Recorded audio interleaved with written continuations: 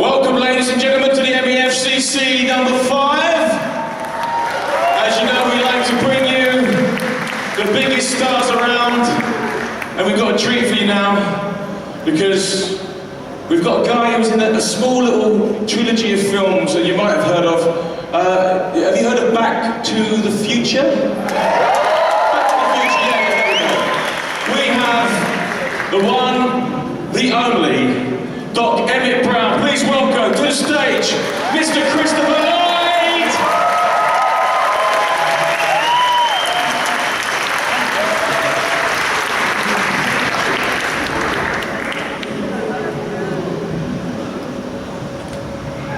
Good afternoon.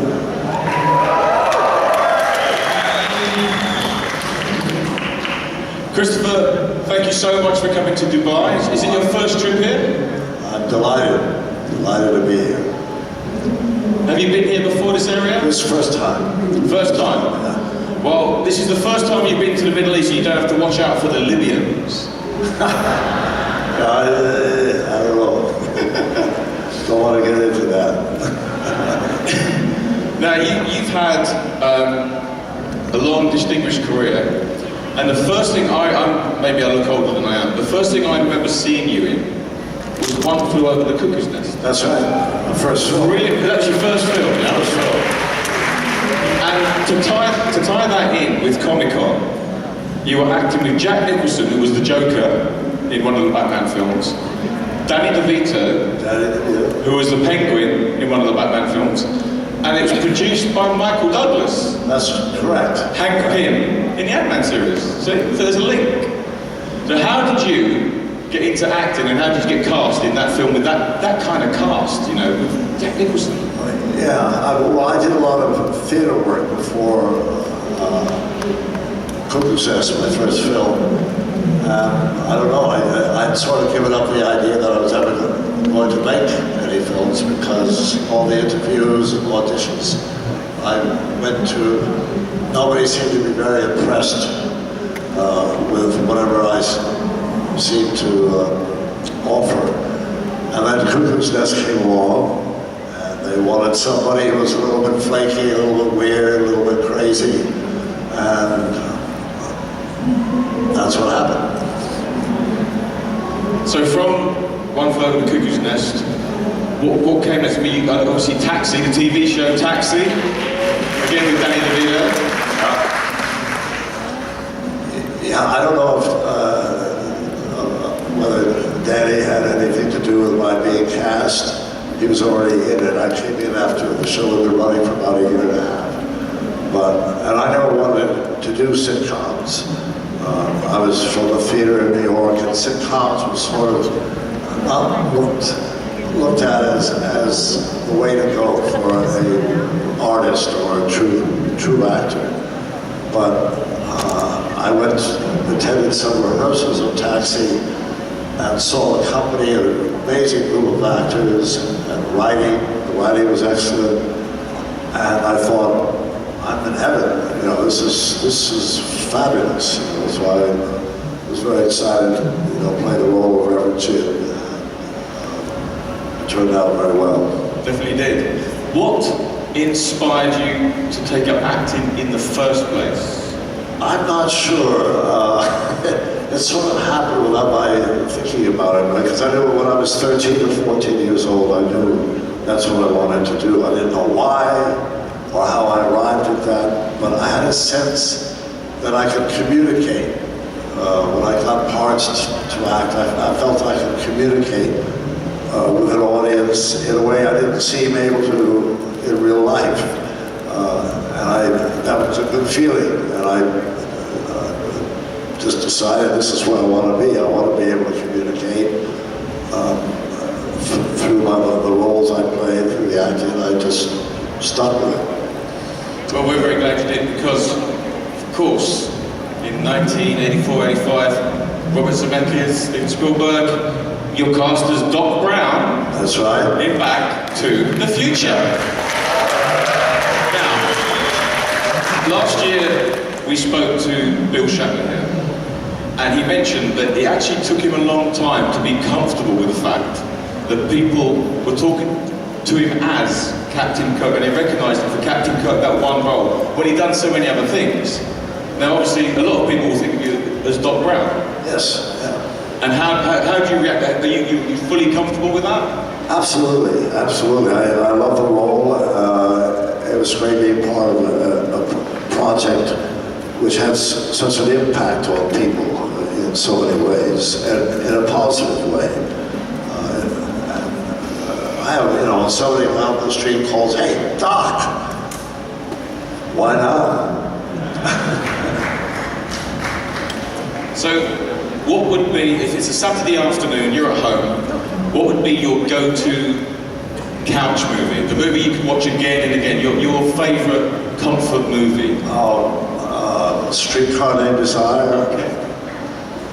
So there's so many, I can't think of them now, but there's many films that I really respected and love watching over and over again. Who would be your favourite type of actor? Who would be your favourite actor?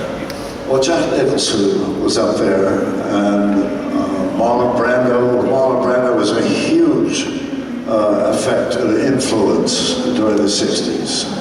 And I never get tired of watching him. He brought such a reality to every role he ever played.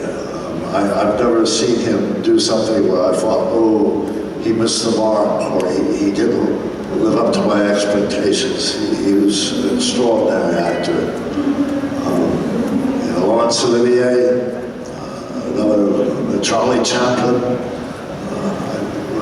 was a genius. He was an amazing man to see performing. Okay, if you want to ask Christopher a question, this is how it works. You put your hands up, and we've got our guys on the side. They're going to come along and they're going to point to you. Once they point to you, you're going to join the queue. And once the queue gets smaller, put your hands up, and the guys will come around and keep refilling it until we're done. So, Back to the Future. I'll tell you, you're actually responsible, Christopher. I got called names at school because they would call me Uncle Fester. Really? Yeah, I was at school. It baffles me. I can't understand that. I used to look tired. And black rings under my eyes, that's what it was. So, are there any directors that you haven't worked with yet that you would like to work with? Tarantino, I would love to do a film with him. I feel he's somebody who has an extraordinary imagination and writes amazing stories to be in and participate. I like his kind of work. Well, Sin City 2 is quite Tarantino-esque. That was a lovely role. That was a great role. Which is what? Sin City 2. Oh, yes. Yeah. That was a great role. I loved it. So if the script for Back to the Future 4 is good and it lands on your desk, how long would it take me to say yes? I'd say yes as soon as I heard that it was coming my way. Would we be interested in Back to the Future 4?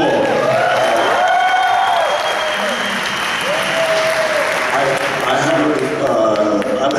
haven't heard anything from any source that Back to the Future 4 is going to really happen. But it could, be the same writers, the same director, Bob Zemeckis and Bob Gale. And I just don't, they wouldn't offer a script unless it was, the thing with a sequel, when you see an original production of a film and it's great and you love it, and you want to see a sequel, sometimes the sequels disappoint, they don't live up to your expectations.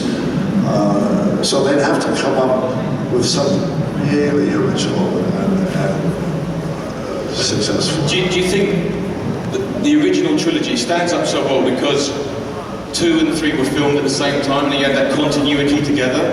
That certainly helped. We shot Back to the Future about 2 years after we finished Back to the Future 1. We shot Back to the Future 2, we took a 3-week break and then did 3. How long was it to film 2 and 3 together? maybe 6 months altogether. I'm not sure, but it was a few months. Yeah. Was that a real happy set? It looked like everyone got on a real camaraderie in the team there. Yes, after the success of one, we really felt we had a product that scored, really did well. And there was good chemistry all the way around. The chemistry between me and Michael J. Fox. Zemeckis is a fabulous director, and Bob Gale, great writer, and the cast overall was excellent. So it was hectic, it was fun, and we knew what we were doing was working. So, one of the best ever live action and animation crossovers, Who Framed Roger Rabbit? Yes. What a brilliant film. Now, obviously, working in animation and live action has changed a lot since then, but that was groundbreaking at the time. Yes, well, they did it the old-fashioned way, in London, where they shot most of that film. There was like an old warehouse, about 3 or 4 flights up, and each floor was like a big open floor that was all sectioned off with canvas, and an artist would be painting maybe the hat, and then the cell would go to the next guy who would paint the wardrobe, another one would paint the sky. This is the way animation used to be made before it became digital. So it was made sort of, you might say, the old-fashioned way, the last of its kind, and it was a tribute to the great animation Walt Disney had created and others up to that time. What was Jessica Rabbit like in real life? Jessica Rabbit, I wish she was real. We all do. I wish really she was real. She was very seductive and very beautiful and sexy. Sounds better when you say it. Yeah. Sexy. Right. Let's open up to the floor. Our first question for Christopher. Speak nice and loudly into the microphone, please, guys. Hello? Hey. Quick question. On Taxi, what was the craziest Andy Kaufman moment? Andy Kaufman, a lot of people wonder, just how crazy he was. He wasn't crazy. He just had a very unique and original idea of comedy, and he stuck to it. And he was a genius with it. He worked hard. He was kind of spacey. He wasn't always in focus, but he was great to work with, and he thought out very carefully the comic bits and characters that he created. And it's an amazing thing to imagine a character and be able to make it real. And he did that. He was wonderful. Thank you very much. Next question, please. Hi. It's a pleasure to have you here first. Just a quick question. Recently, Back to the Future movie celebrated their 30th anniversary. And recently they got transferred from the movie world into a video game universe. So how does it feel for you as an actor to go back into that universe? To go back to the filming or You did the voice acting for the video game recently, correct? I'm sorry. You did some voice acting for the video game, Back to the Future. Yes. The third. Yeah. So how did it feel for you to go back after all these years? It always feels good. If the writing is good for the character, there's no problem. And it was a lot of fun to go back and recreate the character, even though it was just, audio and not video. But that was wonderful, and I think they may be doing more of that. I'm not certain of that, but I think so. Thank you very much. Next one. Hi. I have a quick question. Do you think in the future there will ever be time travel machines and hoverboards? Will there ever be time travel machines and hoverboards? Yes. There you go. He's seen it. What? You've seen it. You've gone in the future and you've seen them. Yes, yes. They haven't quite arrived yet, but they're on their way. Are they going to be huge or tiny? What is it? Are they going to be huge or tiny? Yeah, they're going to be. There'll be different sizes for kids like you. Yeah. Thank you very much. Let's have the next question. Cheers, guys. I'm Mr. Lloyd again. Can you tell me how much of the script was improvised by yourself in Back to the Future? Very, very little. There might be a scene where one of the actors might express something in a slightly different wording, but basically what was written was what we said in the film. It was that well written. Hi, so huge fan. The first movie I had seen for you was Who Framed Roger Rabbit. So you as Judge Doom resonate more with me as Doc Brown.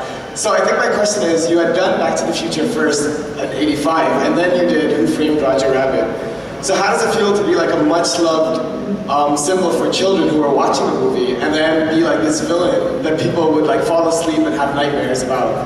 Did you ever have a moment where you'd have a kid freak out when he'd see you because of your role for Judge Doom? Well, when I was a kid, I used to go and see the original Walt Disney films, Bambi, Snow White and the Seven Dwarfs, and Pinocchio, and there were moments in those animated films when I was a kid that terrified me. The wolves, and in Bambi, the moose, there's a moose that looked really evil, and the witch, Snow White and the Seven Dwarfs, climbing the cliff and the lightning crash, and that evil face. That would give me bad dreams, So I figured when I did Judge Doom, it was payback.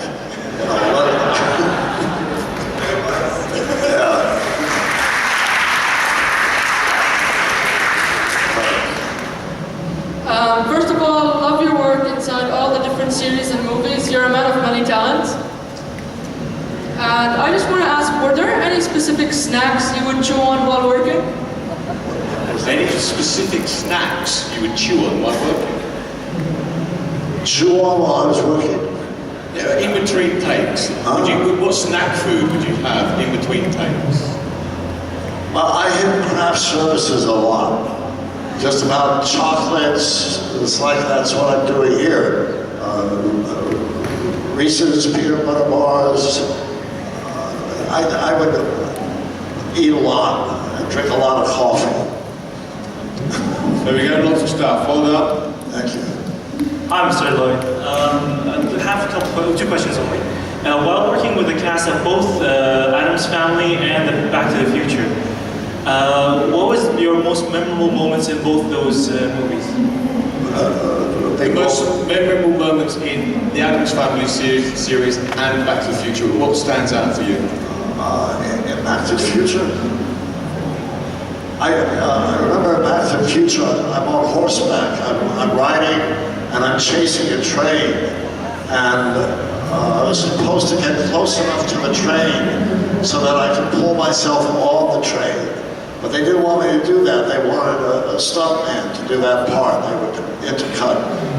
But I was, galloping along the train, and the bar, the handle of the train was right there, and I just so much wanted to just grab it, pull myself off the horse onto the train. But if it didn't work out right, it could have been a disaster. So I didn't do it. That was exciting. It was hanging from the clock on a cable attached to me. That was interesting because a crane would take me up to the clock. They'd attach me with a pulley, and then it would go away, and I would be left up there in the dark. And that was a little scary. That was a little scary.